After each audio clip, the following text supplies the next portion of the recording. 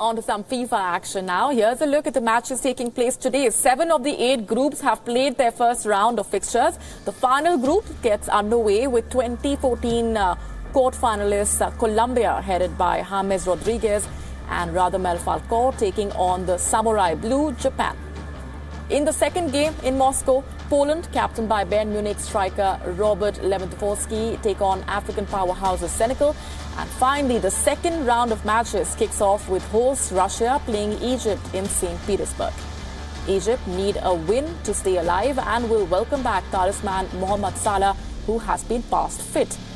And WION's football expert Ashley Westwood sets up those matches in conversation with my colleague Yash Char. Take a look.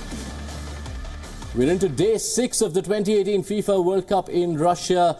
All the groups are almost done with the opening acts of the group stage. The last of those groups, Group H, takes center stage tonight. Ashley Westwood joins us in conversation. Ashley, Poland, Senegal, Colombia, Japan, a group not including any heavyweights, but that perhaps means that all 4 teams here can dare to dream.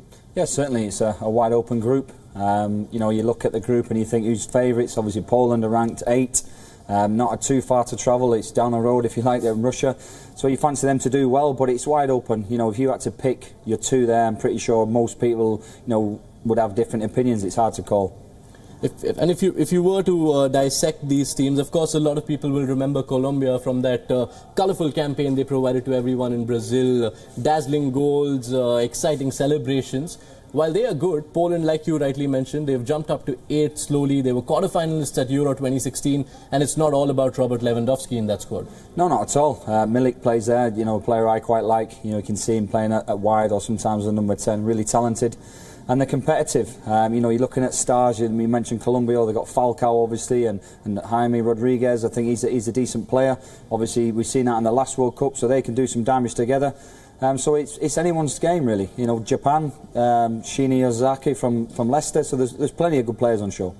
Enough quality, you feel, in Senegal and Japan to test the 2 relatively stronger teams? I think with Senegal, they have Sané Mane. Obviously, the pace he has himself, he can win games on his own, but you look across the squad, the African side sometimes are a little bit disorganised. They don't defend well, they give a lot of fouls away. And the Japanese have always just left themselves a little bit wanting. Not the biggest nation, you know, struggle a little bit from set pieces. They're going to come up against Senegal, who are big. Colombians are big, strong sides. Polish are strong sides. So probably if I'm looking at somebody not to go through, I may just tip Japan.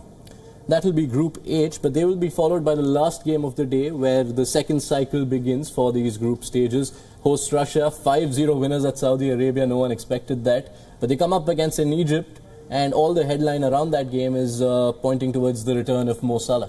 Yeah, everyone says that. I did see a clip, I think it was yesterday, of Mo Salah in training, and someone was helping him put his bib on.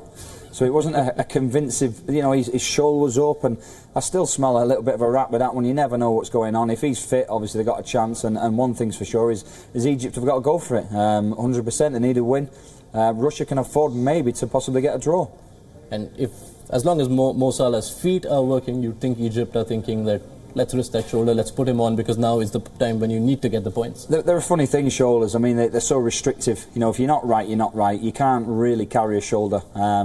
You know, like I say, it's not about risking him. If he's fine, he's fine. It's not something that you can just get on with. It's everything. It's your balance. We've seen him twist and turn, one knock, your mechanisms, your way you run. It's all to do with your shoulder. So for me, if he's fit, it's because he's 100%. If you were to give a prediction? I think Egypt will give him a good game. I can't see Russia producing a performance like that again. We'll see. Maybe a draw.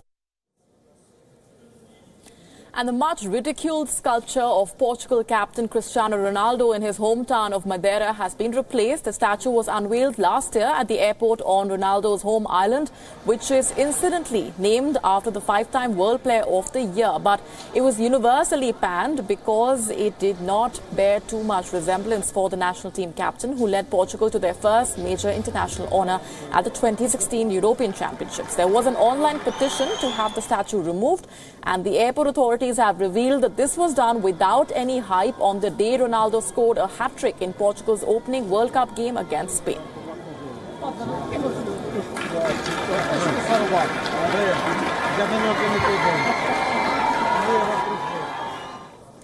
And the euphoria of Mexico's massive win over world champions Germany has been soured, with FIFA opening disciplinary action against Mexican fans. FIFA is now investigating alleged homophobic chants that were directed towards German goalkeeper Manuel Neuer during the game. The Mexican Football Federation was fined 9 times during the qualifying campaign for similar chants by fans and has repeatedly asked fans to refrain from such slurs. Mexican fans deny they used any chants which had homophobic connotations and say it is a matter of cultural interpretation. Every World Cup match has 3 anti-discriminatory officers in the stands to monitor fan behavior.